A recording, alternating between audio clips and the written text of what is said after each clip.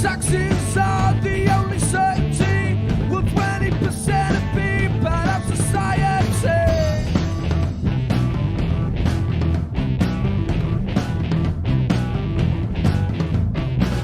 And I have made it on my own in this world.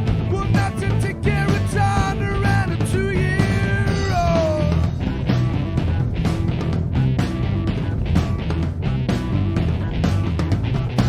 I'm gonna start my own nation and do my own thing, and I will be king. I'm gonna start my own nation with the self-preservation. I'm gonna start my own nation with the self-preservation.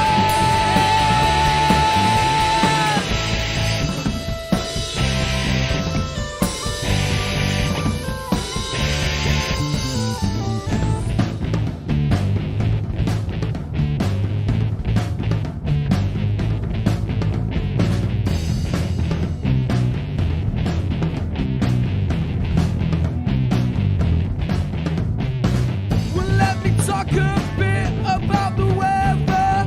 You must admit it's not very clever.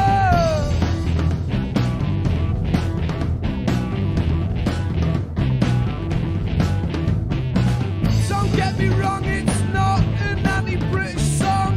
Well, there is nowhere I would rather be wrong.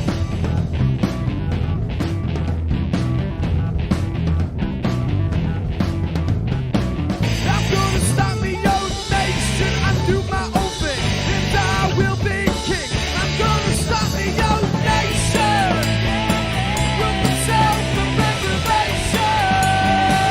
I'm gonna start my own nation with the self-preservation.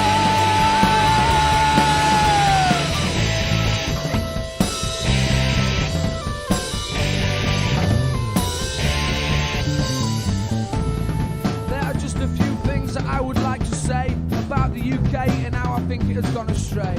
Don't get me wrong, it ain't all bad. I love the crazy fads, like England always buggering up, but you know we're gonna win the World Cup. I'm gonna start my own nation with the self-preservation. I'm gonna start my own nation with the self-preservation.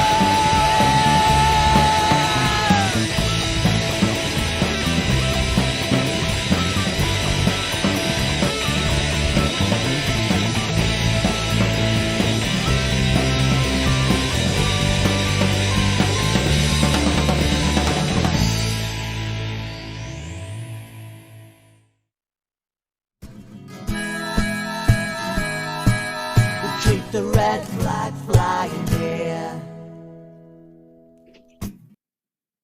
And welcome, Pop Pickers, to the second episode of the Autumn Series 2023 of Political Unmuted. And my golly, there's been a week for news, hasn't there? And we've got three cracking topics to talk about tonight. You will really be interested. I'm fascinated to know some of the things I'm going to be told tonight. And three cracking guests. That's cracking, not crackers. Cracking guests. Oh, wait, John. To talk about them to us tonight. Let's say hello to them. Kerry, hello. All right, John. Hi, yeah, God bless you. Welcome back. Kirsty, great to see you again. Hi, John. I'm looking forward to some controversial stuff from you. And new on the show, first time, and we're greatly honoured Mick Hills to have you on the show. Welcome to the show. God bless. It's an absolute honour to be here, John. Thank you very much. The honour's ours. Tell us something about yourself, Mick, so that people who don't know you know who you are. Yeah, well, I was worked in politics for about 25 years, starting way back, but working for a Labour MP in Stockton and South. Then after that, I went for my sins to work for the Labour Party as a regional organiser in Newcastle, and general duties was in Labour North area, which included the beloved Sedgefield. And then after that, after I left there after I think 9 years, I moved on to I worked for Phil Wilson for my sins, and but I've been a political activist all my life since I was 17, 18-year-old. My mother was a councillor on Stockton Borough Council, so I'm steeped in it, as they say, John. Right, and I will have noticed anything bad about Mick Hills because he likes Whitby, and so he's a member of the Whitby fan club, and and if you're not careful, I'll just chat Whitby with him tonight, and then you'll be sorry. Okay, let's move on.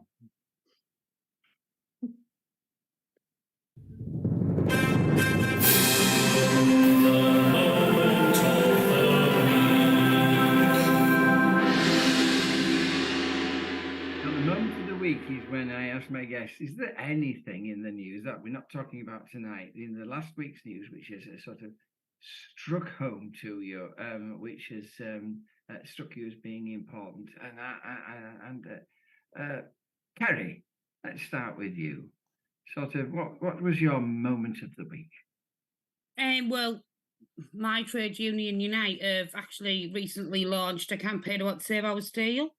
They've launched it in Middlesbrough / Redcar, Port Talbot and Scunthorpe. And they're on about to be fair, in my terminology, I'll say it's a bit like the Rebecca Long Bailey Green New Deal. So that's what their new campaign is in Unite at the moment. So I met a couple of the organisers on Friday. It was with Tony Dowling, funny enough. And yeah, it was really, really informative and everything. And what they're saying is that we could get, if they went for a greener version, they could get more jobs out of it, which is very, and I did say this to the organisers, that it was very grey ground about climate change and everything because of the sectors Unite working. But what these organisers, Ed and Paul, told me was fab, and it sounds like an amazing thing. And yeah, it should be massively campaigned on. Because they're talking about significant job losses at Port Talbot at the moment, aren't they? Yeah, and they're on about using British steel over everything, not importing steel. I'm talking funny because I had a tooth out yesterday, so that's why I'm talking a bit funny. So they're on about they're importing steel, but we've got massively trained people in this country, and we can get them trained to create the best steel in the world and use it within our country, for the wind turbines, which are on the Redcar coast where I live and stuff like that. And it's a really, really positive campaign. It's not all doom and gloom. It's positive about what can happen in the future. Brilliant. Thank you for telling us about that. We'll keep our eyes open for it. Mick, moment of your week. Right, it may be crossing lines a little bit here, John, because I know it's on the agenda, but it was Murdoch stepping down. We'll be talking about that in a little while. I'm going to ask you about it. What was the big thing for you? Well, for me was Gordon Brown talking about today's. Last week he was talking about bringing in a windfall tax on oil producers to fund their revenues for climate crisis. Now, I think this is a very big thing because it cuts across completely the narrative of both political parties. And I found that very exciting, and I think it will develop as we move forward to a general election as somewhat a split in the consensus in the Labour Party. I think it's a big statement to make, and for me, it was quite exciting when we've had what we've had really recently is sort of everything going in, it all ducks in a row, and everybody saying, you know, we won't spend a penny more than we have to, and we will not tax the rich. We will not tax we will not use a windfall tax. And then Gordon's come out and said, and quite a figure still, he's considered quite a figure still, and said he now thinks that a windfall tax, I think it was 3.5%, something like in that region, should be levied. So I think that's exciting news, and I think that's something to take forward, especially moving towards conference week. I was going to ask about that. I mean, first of all, I think it would be very popular, wouldn't it? Would a windfall tax would be very, but I mean, do you think that this is something that may well just go through conference?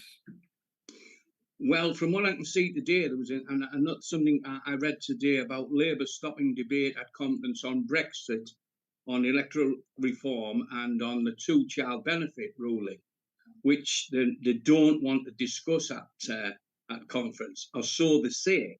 Now, Gordon's call for this could also find its way to the bin. I'm hoping it doesn't, and I'm hoping that some of the trade unions can get motions in even now, because this is something that's turned up late and hasn't been discussed before, and it's politically important. And I just hope that the midnight oil has been burnt by Unite and other people to push this forward as possibly an emergency motion. We'd have seen Scarborough and Whitby.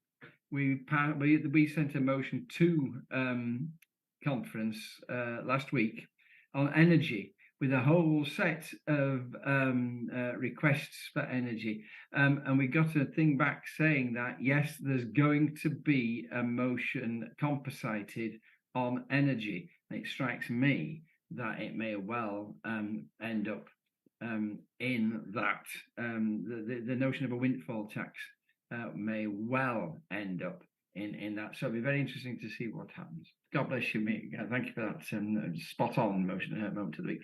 Kirsty, your moment of the week. Mine's a little bit sad, actually. There was a story that came out today about a 24-year-old woman, migrant refugee, has been found on a beach in France today from another sunken dinghy, basically, another capsized dinghy, which is just sad, isn't it? And I think it pops the bubble of these are just men that are coming, you know. I think we need to remember there are women and children on these boats as well. And on a personal level, I've been with Stand Up to Racism last weekend in Skegness, and we've been leafleting. We've got a rally on the 30th.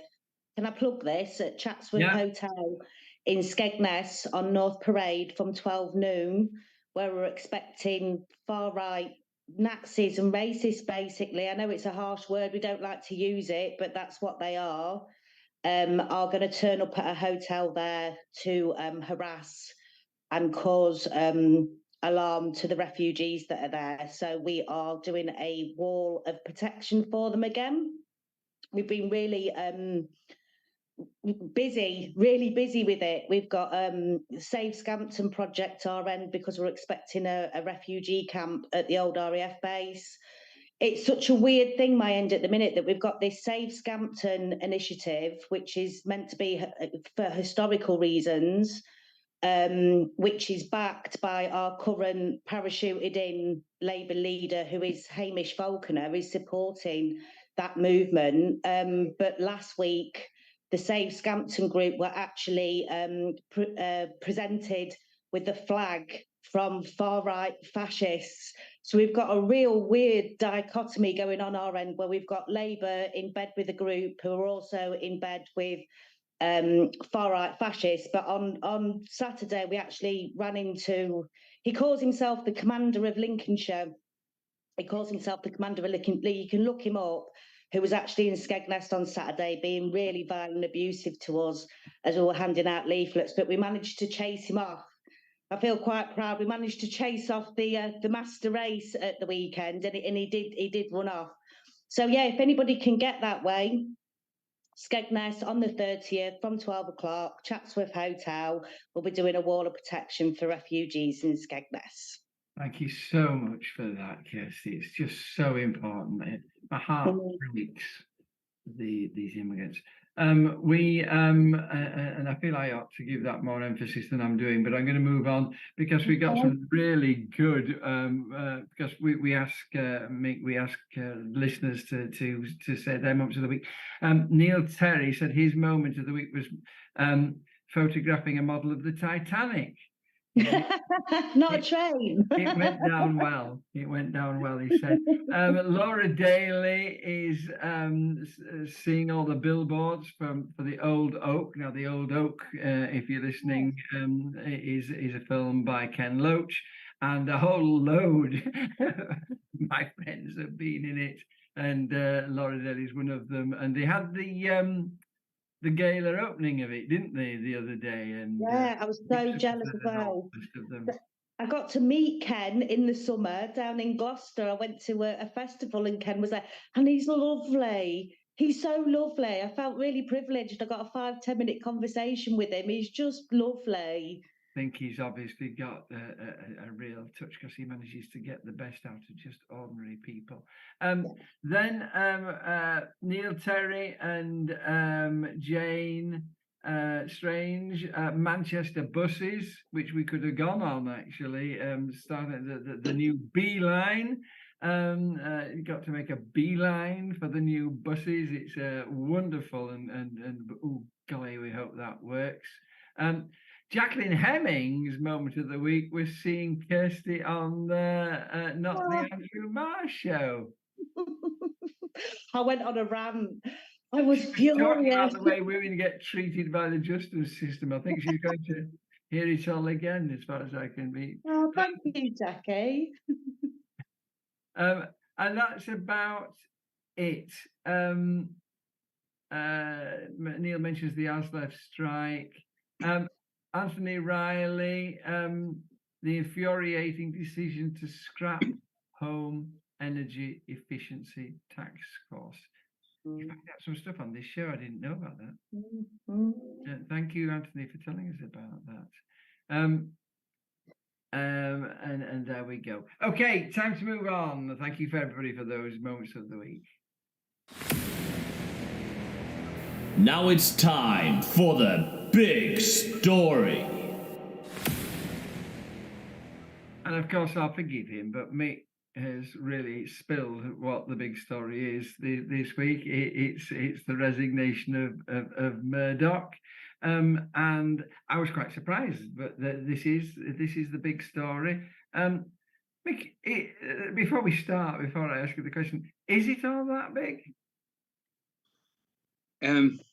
Yes and no, I would say. It's because we do know. I mean, it's everybody wants to see the back of him in more than one way because of the damage he's done, I think, to the country. He's done a lot of damage, seriously.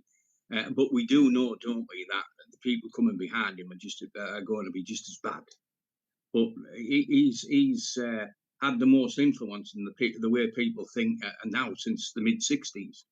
And right-wing agenda, he's controlled the outcome of general elections, in my opinion, with the power of his propaganda. And not only that, people always talk about the Sun and etc., but they set the agenda for the radio and the TV, John. Their stories were rolled on, and that's the danger of it. And still today, people, especially of my age, still believe the propaganda that this fella put out. He's done immense damage. He's been one of the main reasons that we have neoliberalism accepted by the public. And the power he's controlled and what he's been able to do, it approaches fascism. That, you know, one of the tenets of fascism is being able to control the media, and he's done that, and he's done it for the right wing. So I've got some more to say, but I won't jump in like that. But yeah, it's not as big as it should be. If he was gone and nobody was to follow him, but they will follow him, and they'll be just as bad. I mean, he began to touch on his achievements, and I mean, What is your judgment of his achievements? I mean, was he a great man? It A depends. great bad man. A great bad man. He was to me he was a bit of a monster. He ushered in people. He was responsible in a big way for people like Thatcher, who've done immense damage to the working people of this country.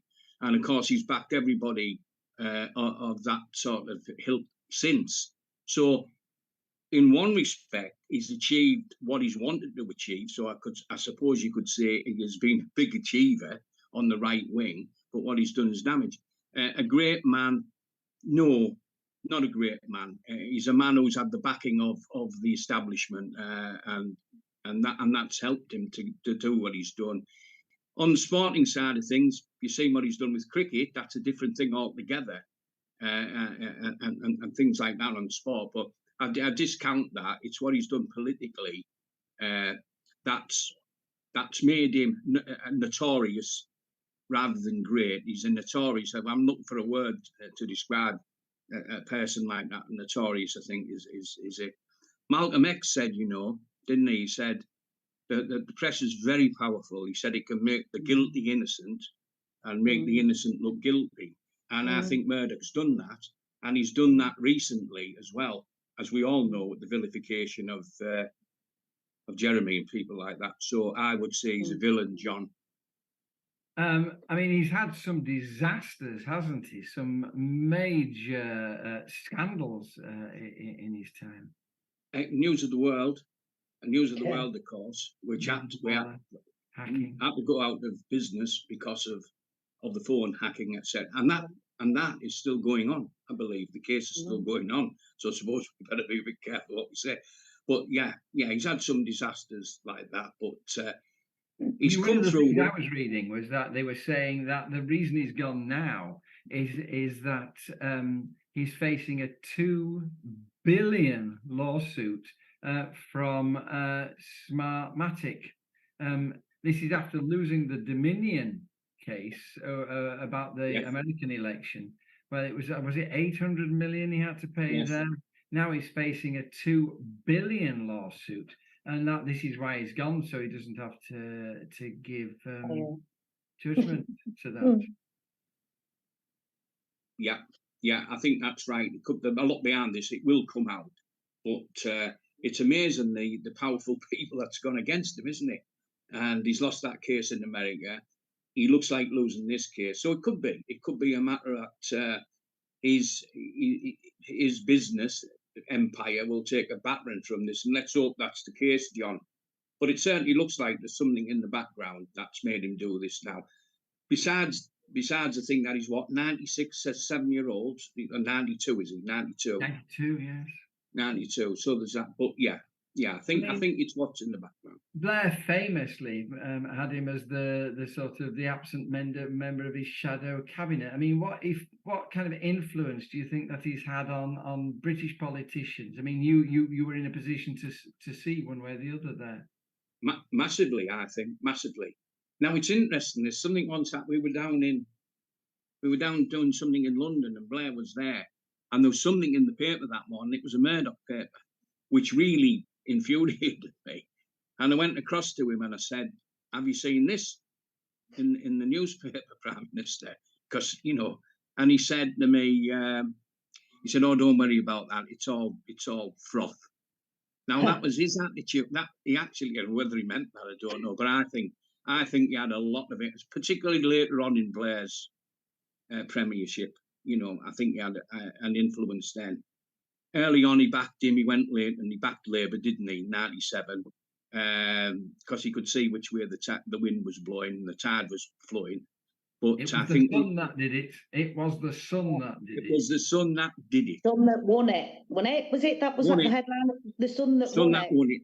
Yeah. Yeah. Yeah.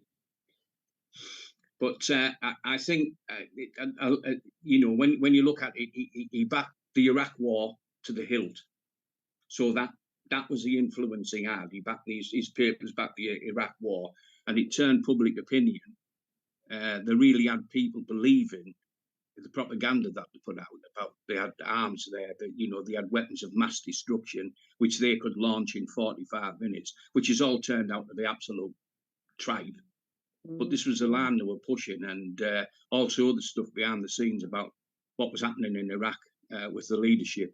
So he was a great influence on Blair, I would say, in the background, and Blair just stayed quiet about it and used it, if you like. But later on, I think with the Iraq War, put pay to the Labour tenure, I think, eventually. But, I mean,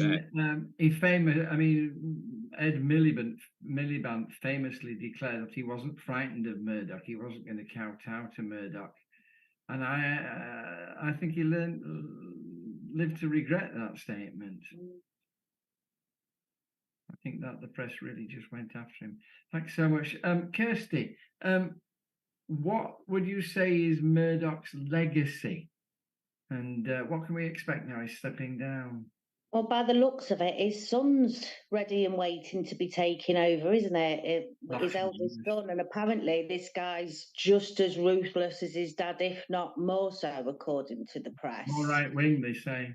Yeah, so I don't expect any change in how they show us the world, which is not showing the world, because it's always got an alternative narrative, hasn't it? But I think we need to take into consideration that his newspaper sales are going down as well. Not only is he maybe taking a financial hit because of all the scandals that he's getting sued for, we know that sales of newspapers are going down. And I think the best thing that we've got are online news articles like we're doing tonight as well, which are independent, impartial, aren't pushing a narrative. And Murdoch said himself that the internet was the worst thing that could happen to him because it's opening up an avenue for people to share information online quickly. And obviously that's taking power away from his social media platform, which, as we've talked about, definitely pushes a narrative. He got Blair in. I actually read a really good book. I like talking about books and recommending books, and I couldn't find it on my bookshelf. I've probably put him up in the loft, but it was a really interesting book about who actually runs politics. Was it Murdoch or was it actually politicians? It was talking about which is it, because politicians are absolutely terrified of the media, because if the media put a negative spin, that means losing of votes. And it concluded that actually Murdoch's probably one of the most powerful men, not only in our country but on the planet, because of the narrative that he can put out there. So you've got to ask yourself: have we got sort of a democratic system if it's our media that are brainwashing the public to think a certain way on behalf of politicians? But I can't see it changing. I can't see his narrative changing. I think he's made too much money. I think the company as a whole have made, money off trash stories as well. We know that, don't we? When you look at The Sun, it's going to be a trash story. And I know he's branching out into America as well, isn't he? He's got Fox News and all that as well. But I've noticed that he's getting into sort of reality documentaries and stuff like that. So could it be that actually he's going to move into different areas of the media instead of, the media coverage and try and wash us all that way? But by the sounds of his son, it doesn't sound as if it's going to get any better, or we're going to have a sudden change to what we've got now. I think, somebody's first, when you mentioned the son, Neil Terry's reminded me, of course, that the worst thing he did was after the Hillsborough disaster, the Sun, and what they said in the Sun after that. The world as well, wasn't it, Neil? I'm sure it was in both of them. I'm sure I've seen a clip, a photo where it was actually a cartoon figuration of fans peeing on other fans and stuff. And I'm sure that was the news of the world. I'm sure it was. I might be wrong though. Neil will know. The people of Liverpool have never forgiven him. But here's a thing, Anthony Riley: the Murdoch press are nothing but comics and deserve to be put behind the cornflake packets in the supermarkets. Now, That's exactly the opposite to what Brian Cox has been saying. He's in the series Succession, and he says that we don't take Fox News and those newspapers seriously enough. Now, where do you stand on that, Kirsty? That sort of that they're just idiots and monkeys, or that we need to be really wary of them? They're really I very. think we do need to be wary. I think for critical thinkers like ourselves that are aware that the media isn't a window to the world. I think I've talked about this before. Until the age of 32, I honestly thought the news was telling me the news and telling me what was going on. And it wasn't until I sat in my A-level sociology lesson at the grand age of like 34 and sat through who runs the media and for what purpose. And I came out of that classroom with my head on upside down, because if you're not educated to know that the media is part of a brainwashing tool to keep the masses to keep them in control, then you are going to believe what's in the news, because we're taught that's the news, that's what's going on in the world. It's a window to a world.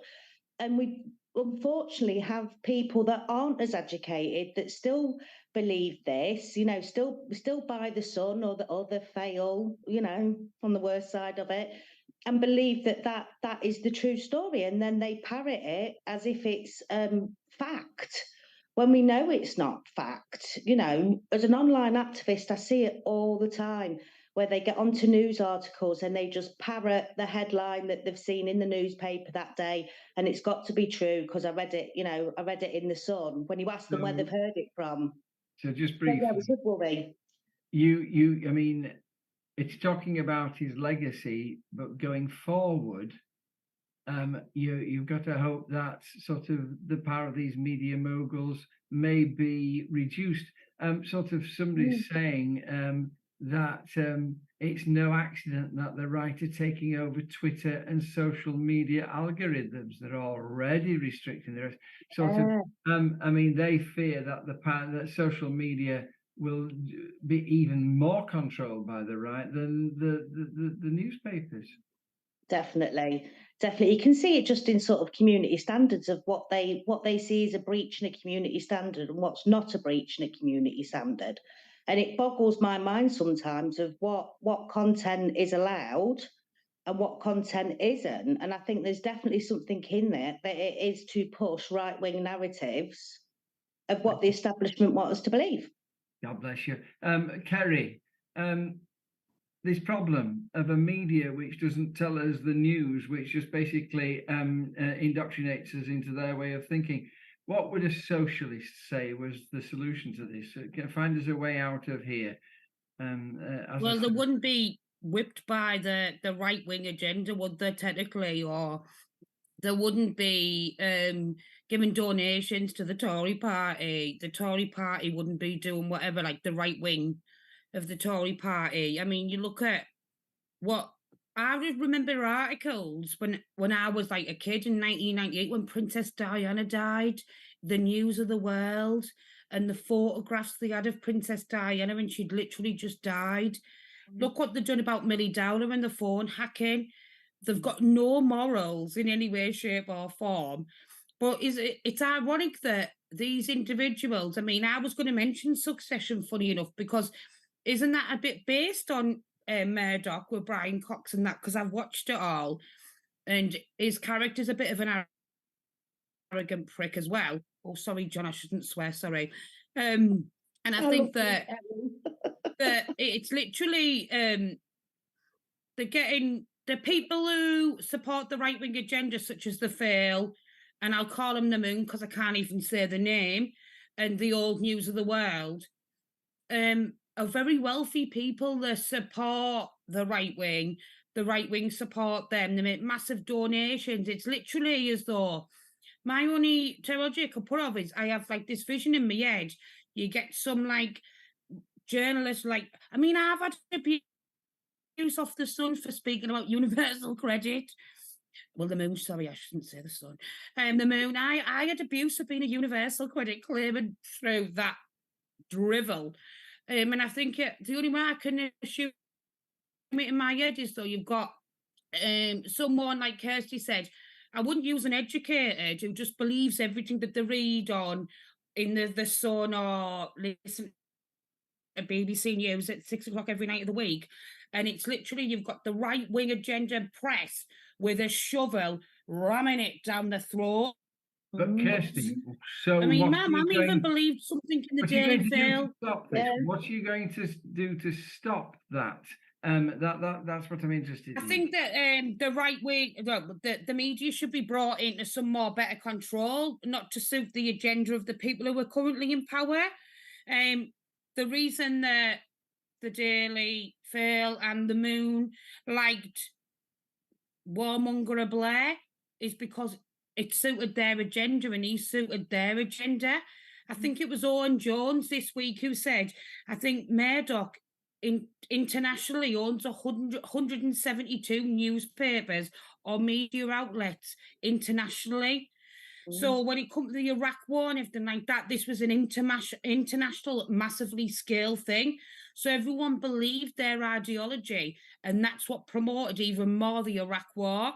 I think that things should be more regulated. I mean, look what they've done to Jeremy Corbyn. They accused him of being a Russian spy, a paedophile, and everything. And I think that what's the governing body of newspapers? It's not Ofgem, is it?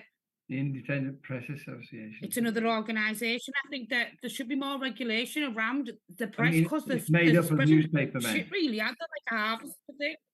Thank you. Right, Yeah. I'm going to. I sort of we could go on about this for a long time, and I am going to read this out if I can find it again. Jacqueline Hemmings. I've said it before. People don't even need to buy those newspapers to be influenced. The toxic front page headlines are in the news agents, and they do that. They're absolutely brilliant point, Jacqueline. But sort of, I'm afraid we're out of time on that topic. Thank you for your comments. Really interesting, a really important issue to talk about. And we're going to the second half of the show.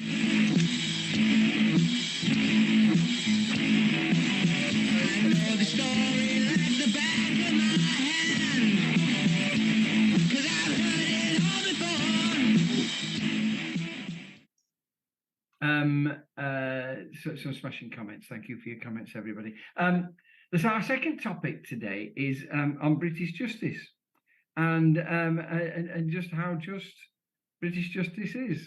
So, Kirsty, how just is British justice? I think we need to start this off from a point of view of we need to look at the criminal justice system in exactly the same way as we are looking at the NHS. Of it is on its knees after years of austerity, after years of cuts, right from the front line, from policing. We've lost so many police officers, recruitment levels are down, funding, getting, my local policeman has to ride his bike to the police car to get the police car and then ride his bike home because they don't have enough cars to go round everybody. I mean, how crazy is that? They can't even get to their cars. So we've got problems with frontline policing. Then if you go further up, we've got problems within CPS where they are, I was looking at some stats, they've had a 36% cut to their service, but they're still expected to actually be doing more work. So they're losing funds, but the workload is going up and up and up. And then the next layer of that is our actual court systems, which we know are obviously not working for workers because we've had barristers on strike, haven't we? We know that they're not being able to get the cases through courts quick enough. So we've got backlogs. I was reading yesterday that... interrupt you. 50,000 cases waiting to be heard. Yeah. 50,000. And the average rape case takes 1,319 days. 4 years. Yeah, that's what I read. 4 years to go from it being investigated to saying it's going to court to actually. I mean, imagine that. If you're a victim of a serious sexual assault and you have to wait 4 years, and we know that they don't often remand perpetrators that do that. It's one of the classic crimes that we don't remand perpetrators for. So there's a good chance that, you know, the survivor of that attack is having to, you know, live through life knowing that her attacker is still out and about. And they're also, what they're doing is floating courts as well. This is an issue, especially with those cases where, to try and bring the backlog down, they will do what's called a floating case. So it's pretty much like a cancellation, where if they get a cancellation in one court, they'll try and shoehorn in other cases. And feminists are making the argument that this is really unfair to especially, you know, victims of violent crime that might need, you know, a good amount of notice to know when they're going to be in court so they can mentally prepare for it. And not only that, but also practically prepare for it. You know, some of these victims are getting a phone call 24 hours before and saying, all right, you need to be in Swindon, or you need to be in Glasgow, or you need to be here for your court case tomorrow, which is absolutely ridiculous to ask somebody to be ready for court. And especially if it's, like I say, a real harrowing court case you've got to go to. And how did it get to the point as well where barristers, who I think, you know, we can all say it's a highly qualified professional job, are actually earning less than minimum wage?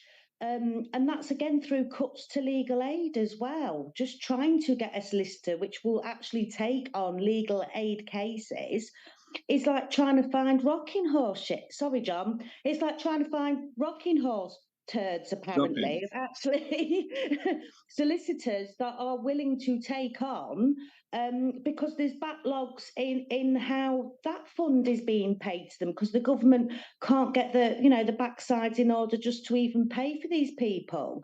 You know, it's a basic right in this country that everybody is entitled to legal representation within our court systems, and that's just not happening at the moment. Or if it is happening, it's happening in this halfway attempt of it's in disarray. It's in absolute disarray. And if you listen to sort of ex-barristers and people within the judicial system, they're saying it's an absolute nightmare. They're saying it's an absolute nightmare, that they're just fighting fires every day. It's organised chaos. But obviously, we're not going to hear about this in the likes of Murdoch newspapers and stuff like that, are we? So I think as socialists, we need to be really questioning our belief in due process at the moment. Yeah, you know, I think thank you. we've all... Sorry, have I got to stop? No, I was just saying No, thank you for yeah, raising that issue. yeah. Talk to me about due process.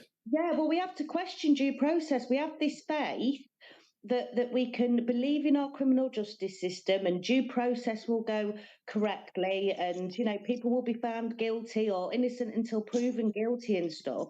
But as socialists, we cannot believe in that anymore and argue, on the other hand, that we are facing the biggest cuts. You know, we're going through austerity. We've now got the cost of living.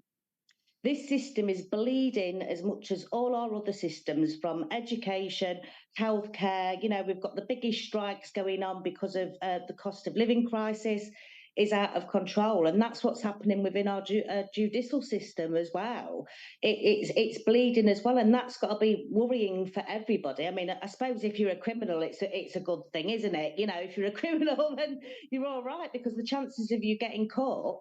I mean, we've had a case just recently of somebody being racially motivated within the street and screaming some horrendous things in front of children, and the police wouldn't respond to that. They said that there was a crime and it had been recorded as a crime, but they weren't going to bother pursuing it as a crime because they knew that CPS wouldn't take it to court. So what they're doing to try and get through this massive workload is they're basically cherry picking cases that are going to be an easy court case, like a fast in there and out there. Spot on. Thank you so much. And I really could have gone a lot longer, but I've got people queuing up to speak here. The Anthony Riley, by the way, has began to address the issue of principles, and it's a really interesting comment. Anthony, I'm going to read it out. The British justice system is only as good as the laws which are made by the current establishment. We need laws that mirror a just and caring society, bearing in Yeah. mind the severity of the offence. The trouble is that it cleans up after the fact rather than address the reasons and the Yeah. causes. Yeah. But my Absolutely. point about, I mean, everybody agrees with you, Anthony, but my point is that the criminal justice system is in such a mess that we can't even begin to talk about the principles by which you talk to run. It's just not running. But it's a good point to make that actually it's a system for the bourgeoisie. And if you look at the history of the judicial system, it's actually based from capitalism.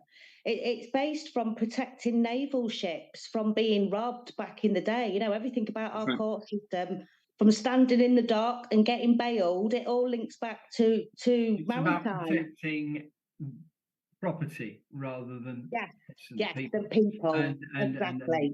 that's so it's wrong at its very base.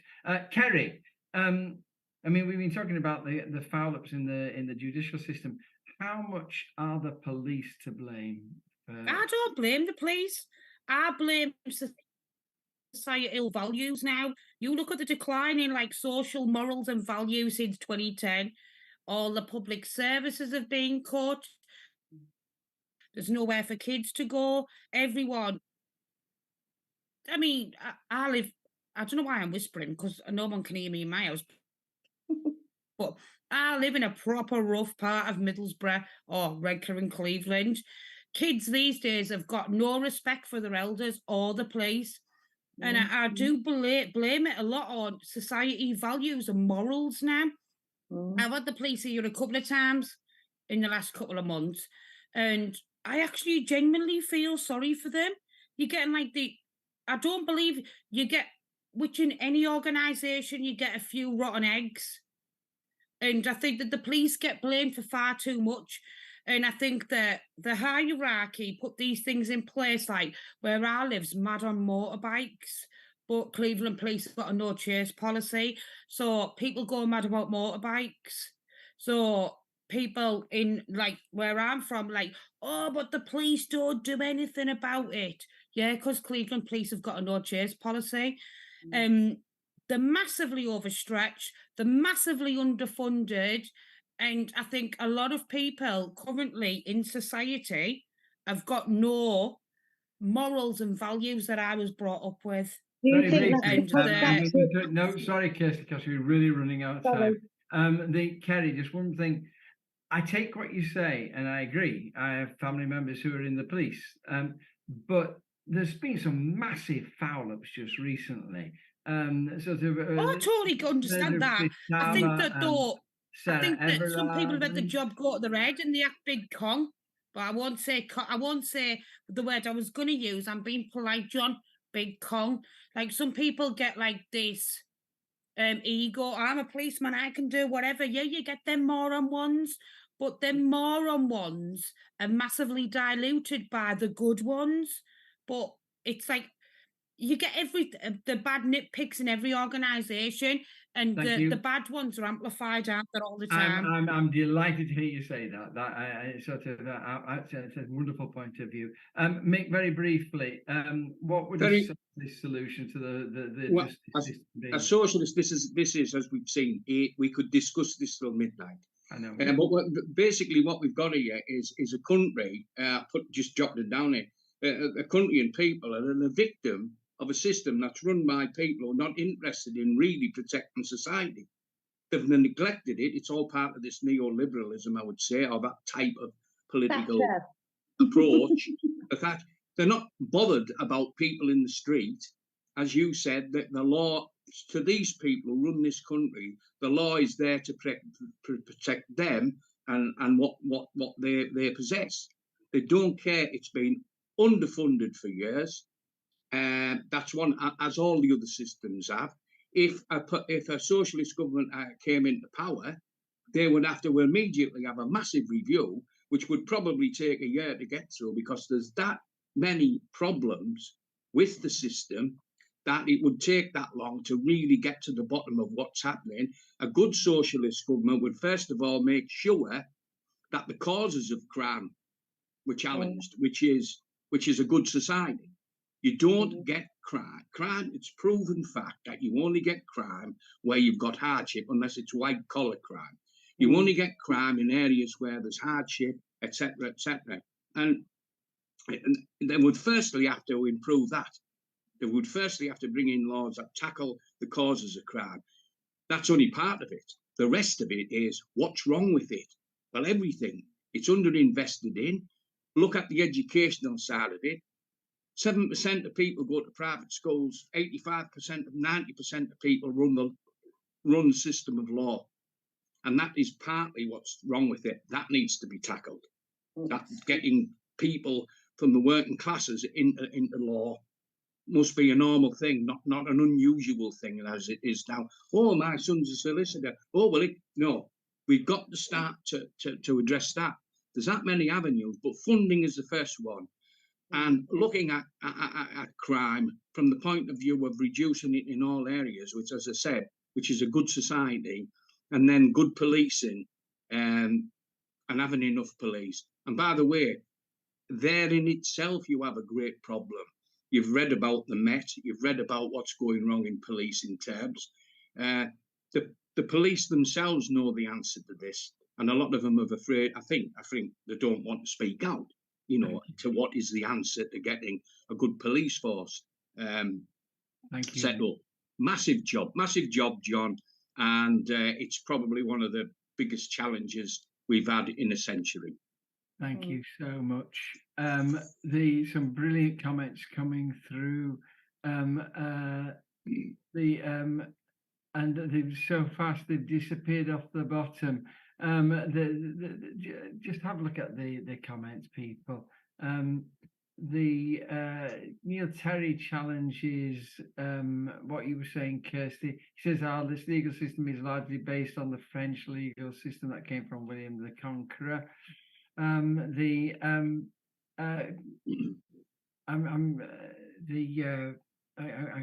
getting overwhelmed. Sorry, I've got overwhelmed by the comments. Have a look at them. That's fantastic. I'm going to move on now to the last question of all, which is about Brexit. Kerry, Ed Davies says that nobody's interested in Brexit anymore. Was he right? No, far from. This really infuriates me. Because the Lib Dems are taking the voters now for granted, like the Labour Party did in 2019. The Lib Dems think that no one's bothered about Brexit. People voted for something, regardless if people think it was right or wrong. People voted for something that they truly believed in. 67.2 or 8% where I live voted leave the EU. The Labour Party just totally blew them out the water. And yeah, we're like, no, you will just do what we want to do. And that's why the Tories had the gains they had in 2019. They totally ignored, they took the red wall electorate for granted. And now the Lib Dems are trying to do the same. And it absolutely infuriates me. It really does. Especially where I live, because that's why my former Labour MP lost her seat, because she took the electorate for granted. And that's fact. And although she might be in a still deluded world, that is fact. She took the electorate for granted. I was listening to the news quiz on Friday, and they made a great joke about it, that it's like one of those dreadful horror series where each new film was worse than the last. And so you got Brexit was the main, and then you got Brexit 2, which was fishing quotas, and then sort of Brexit 3 was sausages in Northern Ireland. And basically they sort of said, people are sick to death of Brexit. Now, sort of, they don't want to talk about it anymore. They just sort of move on. Do you not think that this is what people are thinking? No, I think that people voted for something that they genuinely believed in at that time in 2016. And they believed in something, regardless if it was right or wrong. I remember 2016, I live opposite a polling station. People were queuing out the door to vote. I've never seen anything like that in my whole life, and I've never seen it since. Yeah. People voted for something that they genuinely believed in. It's not the voters' fault that we had Theresa May, Boris Johnson, and all the Tom, Dick and Harrys of the Tory party attempting to sort it out. It's not the voters' fault. And as for Keir Starmer, even the thought of wanting to be back in the EU, what an absolute 40-faced hypocrite he is. I'm He's going to a ask joke. somebody else about that, but yes, that's right. I mean, just one last question before I leave you, Kerry, and we are running out of time as we always do. I mean, looking back, you keep saying right or wrong. Looking back, do you think Brexit was a mistake? Massively, I voted leave. I voted leave. Massively so. We weren't informed. It's a shame that the right-wing press didn't inform us so much about Jeremy Corbyn being in Russia, about Brexit. They should have informed us more about Brexit than Jeremy Corbyn being a Russian spy. Mick, in view of the fact that so many people are saying that Brexit has been a disaster, in view of the resurgence of the Remain campaign, do we need to reopen the Brexit debate? From a selfish point of view, yes, we do, but it isn't for the reasons that that you might think, because I'm still full of hell about what Starmer did to Jeremy, which was after Jeremy had said that we will accept the decision of the people and we'll try and do our best to make it work, type of thing. Keir, of course, went and said, no, we've got to have another vote on it. And indeed, my own party at Stockton, I had to work like hell to engineer enough people going along to stop them putting a motion in, which we wanted the Labour Party to hold a conference over Christmas so they could have this question put forward and let's have another referendum. So my view is, really, in reality, yes, I think a number of people, from the figures I've seen, there's more people now think it was a mistake. So you could put the argument onto that and say, okay, probably now there's 50+% think we made a mistake on this. So is it worth trying to make a better job of it, or even go back? Yeah, you could argue that. But my thing is, I don't think the Europeans will have anything to do with it, quite frankly. Because if you walked away from the club, from this thing which we should never have walked away from, cause an immense amount of work and trouble across in Europe. When we go back and say, well, can we have better terms, please, or can we? No, we won't get better terms. So it's really a false premise, and I don't know why he's politically. I mean, I don't know why they're politically doing this, because it will open the old can of worms. From my point of view, from an awful thing called revenge, I'd like to see Starmer this come back and hit him in the face. I'd love to see that. I'd love to be another argument about Brexit now, big time, so he knows what it's like. And I'll organise a meeting, so we're going to go back into Europe. I'll get 200 people together. You know what I mean? I won't, because I'm out the Labour Party now, but you know what I mean? He deserves to have this come back on him, big time, and hit him right in the face, the door that he pushed open, and sent a great, what would have been a great Labour government. I mean, I agree with what you were saying earlier, before you went off on your little rant. And the thing that, do you not feel that Brexit destroyed the political fabric of this country almost wholly, ripped it apart? And the thought of going back and going through that again, I just think that would be a disaster for society and politics in this country. God knows where we'd end up. It is a matter of what I was saying there is a matter of, like, on that little rant of pulling the house down.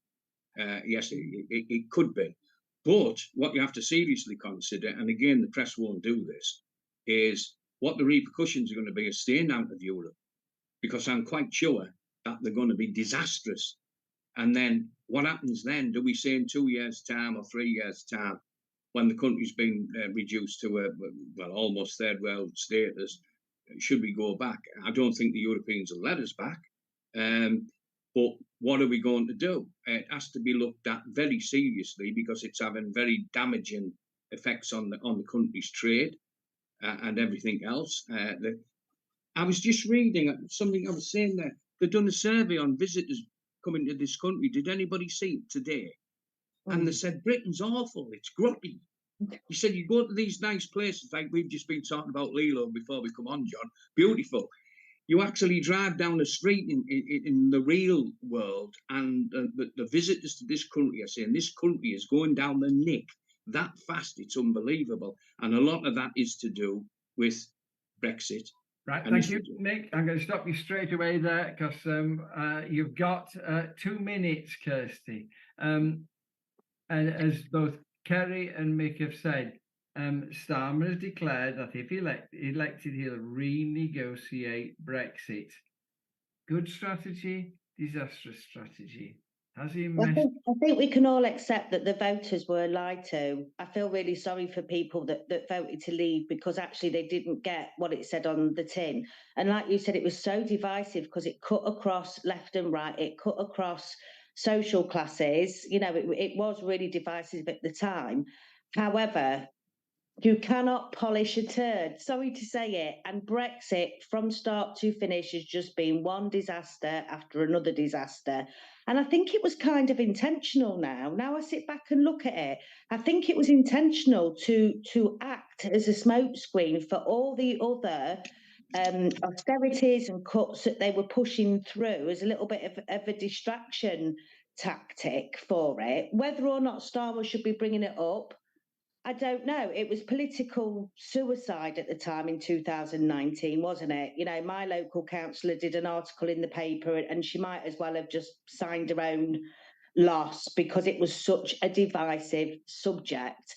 But he might be playing a clever game here because we know that Brexit isn't what voters voted for. So he could be tapping into those leaver votes who are now not happy because actually the reality of Brexit, you know, it's all fun and games when you want to be out of the EU, but actually is it fun and games when you're in the queue on holiday and you're in the long queue because you've got to be processed? These were things the public didn't think about. They didn't think about the actual practicalities of what would happen once these policies came into action. So he could be playing a clever game on that, of knowing that public opinion on Brexit has changed, that people feel cheated because of Brexit. However, he could be playing the idiot's game here of actually those who wanted out of the EU.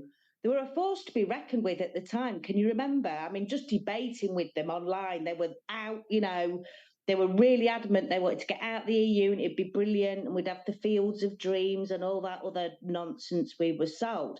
So it's a mixed bag with him. It was a mixed bag.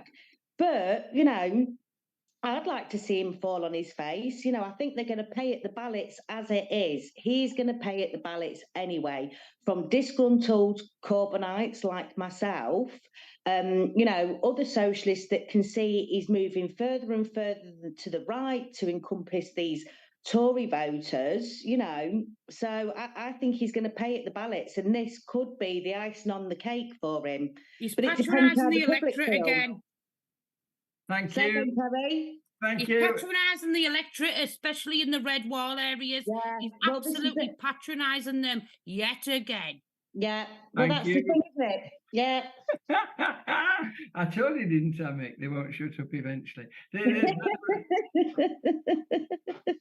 If you didn't enjoy tonight's show, and I haven't even got onto the comments because they've just been coming in thick and fast, and they're so good, and I feel so bad. But you realise that my guests have had so much to say as well. It's been exciting, hasn't it? If you haven't enjoyed this, then you're not interested in politics. And sort of, we don't pretend to be right, but we do say we're socialists and we do our best. Who wants to pretend that they're right, John? Yeah, I want to I'm be a proved lefty, wrong on me. half of I'm it. proper left. All right, okay. I'm only winding up, John. That's right. So we don't pretend that we're correct. I've been corrected by my we'll be back again next week with 3 more topics. Don't forget that if you go you can go to Socialist Think Tank, you can buy the stuff, you can give them money to keep them going. But most of all, see the stuff that they're producing, independent media, trying to give a different story to the establishment rubbish that you get through the mainstream media. I do have to thank my guests today. Kirsty, you are wonderful. Thank you so very much indeed. Thank you for your topic on sort of due process. Kerry, always a delight. Thank you very much indeed. Sort of, and thank you for apologising every time you swear. And Mick, thank you for coming. You will come on again, will you please, sometime? I'd love to, John. Thank you. Because it's lovely to talk to somebody who knows what they're talking about, somebody with the experience. I'm going to say goodbye now to you. Hopefully, Laura won't have fallen asleep, and we'll end the program. We're going to say goodbye now. God bless you all. Thank you so much for listening. Thank you. Good night. Keep the red flag flying here.